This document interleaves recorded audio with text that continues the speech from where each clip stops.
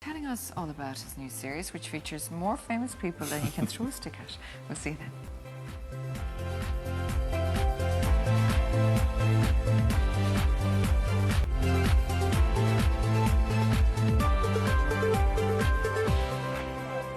Oh, you're very welcome back to the show. Our next guest has had the most extraordinary career in music and on TV. But let's go back into a time, very, very different era of Vorra. And you know what? It wasn't just his hairstyle that was dated. Well, we've a lot of sport coming your way now. I'd like to tell you that on Monday, the 27th of October, at 2:45 in Dalymount Park, there's a very special soccer match. It's an international soccer match. What makes it special? It's because all the players are ladies. A ladies' international soccer, well worth a visit. My God, I'm shocked. Oh my goodness. Absolutely shocked. Angus McAnally, you are very welcome. It is fantastic to be here with you. I've looked forward to this for quite a while. Thank you so much for having me. But it's gas when you say they're ladies, as if it was like kind of Martians kind of thing. Soccer. Well, you have to bear in mind the time. I mean, know. that was 1980, 80 to 86. Happy days for anything goes. And people love it and remember We it. loved it. And, you know, it's hard to imagine that there was nothing else on television on a Saturday morning anywhere, with the exception of the East Coast, where you might get a bit of BBC or a bit of ITV. Other than that, if you switched on the television, you got us. But you got everything in your show. It was brilliant, brilliant You were skydiving at one stage, I remember. I'm the only person in the history of television that I'm aware of, nobody else has done this, to in the middle of a show, be like you now, Di, walking out saying, excuse me, I walked out, got into a helicopter, well, put on the parachute, into a helicopter with another skydiver who was a cameraman, okay, went up to 8,000 feet, jumped out, okay, free fell, came in and landed, literally tiptoe landed in front of the RT building, zipped off, took the microphone, went back in, sat down and said, and now let's have a cartoon, and this is. It's brilliant. Woody Woodpecker. What an I had to indemnify RT, they wouldn't insure me. Because we had $1 million, I think, by the Irish Parachute Club. But I had to say, look, if anything happens, it's all my fault, it'll be fine. Very good. They'd never let us do that now. No, not even though I better, maybe around here they might, but anyway. We were trying to send her away in a hot air balloon last week and it wouldn't take off. I couldn't get an insurance seat delivered earlier on. Fear Bullock, it sounds fantastic, Angus. I had such a ball making this because it is my life. The Fear Bullock is a band from the 70s, okay, who had huge success playing kind of trad music. I was in a band called Mushroom at the time, right? So the Fear Bullock have huge international success, break up, one fellow goes to Hollywood, whatever, and they split up very acrimoniously, right? 20 years later, one guy dies, played by Patrick Bergin, whom I believe is going to be with you tomorrow. He's on tomorrow. That's right, Fantastic. So Patrick Bergin dies. We all come back for the funeral, okay? And we meet up. I mean, I'm such a sad fool in it that I'm playing in a tribute band to myself of the Fear Bullock to keep the thing going alive. And we meet up, and the son of Patrick says, have a look at this video. They look at it, and he says, lads, I wrote an album. You never played it. Please come and join up and play again. And the story is we get back together again, and all the excrement hits the fan as you remember what happened through all the years. Hilarious, and a brilliant drama by a genius called Brian Redden. We actually, I know Brian Redden, of course. So you worked with Brian Redden as well. He's a very smart guy. We actually have that funeral clip now. Níl mé gur aon randomers.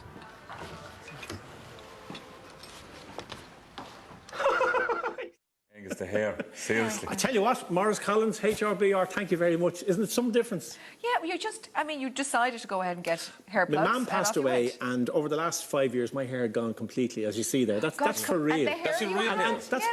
That was how my hair was a year ago when we shot the drama, right? And the day after we finished the drama, I made a decision, and I'm sure my mum, looking down, would be thrilled, because she always said, look, if I can help you in any way, look after yourself. And she passed away, and I looked after the family, looked after the boys, looked after Billy, my wife, and a few other bits and pieces, put a few bob away. And I said, you know something, it's not vanity, it's just I feel like I've aged unbelievably. And I went to this wonderful man, Morris Collins, and it's my own hair that they've taken from here, put it in there. It takes a year and a half. It's still work in progress. But the confidence that you feel when you're standing there looking at what I call now an age-appropriate version of Angus McAnally, as opposed to your man. But that looks like a character actor. It's fantastic. And I thought don't you often hear them at the Hollywood Oscar saying, it was a brave performance for me. I played outside type, you know. Well, I think I made myself look very strange. Did it get you down when you lost your hair? Absolutely. It's an awful feeling, because Look at the hair you had, I suppose. if you think about it, the first thing that you played of me today in the programme to show what I was like was the hair. And that's the memory we have of you. And you become defined in a sense. But I was the mad fella with the red and yellow shoes, and look at that. You were a white version of the Jackson 5. I was 25 there. That's amazing. And we'd no water queuing. What wonderful days. But that kind of defined me at the time. And the difference I find now is for the last 3 or 4 years, people were saying to me, God, I remember you. What happened to your hair? What happened to your hair? What happened to your hair? And now what people are saying to me is, oh, you look at me. That's with a comb over there where I'm about to smash a guitar over Don Richard. Can we see that, actually? Can we see the clip? Well, this is one of the funniest bits. I found out that he's sleeping with the girl that I had just got off with.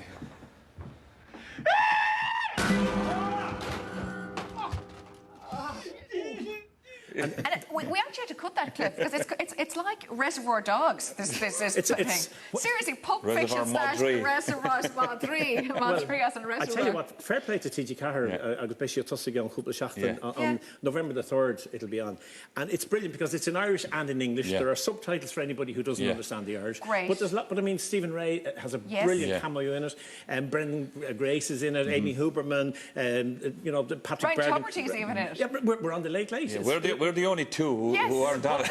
I was asked. You know, depending on how well this goes, we can talk to you about Series 2. It's brilliant. It's very funny. Daniel's on it as well. And Amy Huberman is just... She did a cameo that was the funniest. She's the Late Late Show kind of researcher bringing us on stage. And it's just we see it there when you're hitting Don Witcher. He's a great actor Don and a great guy. Fantastic. And you know, that was one of my first guitars ever. It had become a little bit broken, so the prop guy said, can we have your guitar and can we smash it? So I thought, in the interest of my art, yes. But it broke my heart to break a guitar because they're such a wonderful instrument. Speaking of guitars and music, Christy Hennessy always comes to mind when we chat to you, Angus. I tell you, I was so lucky to meet Christy, to interview him, to become really great friends with him. And he just inhabited my life for years. And he was such a humble man. And he'd play me songs down the phone. And you know the phrase I heard most out of his mouth? When I'd say, Christy, that's a lovely song. Oh, do you think so? Oh, thanks very much. A gentle soul, wasn't it, Christy? Lovely man. He was lovely. But what I've loved about this is I'm celebrating his life and his music starting in October the 20th in Waterford. We're here actually on the 21st in Cork on the 21st. And a big show in the concert hall on the 27th of November with Hermione Hennessy's coming over, his daughter, to sing. And Francis Black is going to join me and sing as well. But what I love about his songs, he has beautiful love songs. And the poignancy in his lyrics. He couldn't read, he couldn't write. He left school at 11. And yet he has a lovely song called Remember Me, and he talks about remember me when there's someone else in my place, you know. Remember me whenever you're blue. Remember me. Isn't that lovely? And he goes on, anytime you feel like you can't make it through, remember me, and I will be with you. That notion of remembering.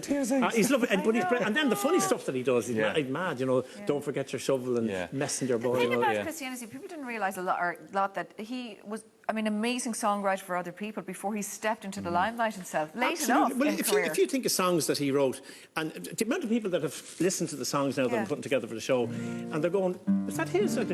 Oh, jealous heart, how you lie. Moya Brennan had a huge hit with that. You let me go without a word.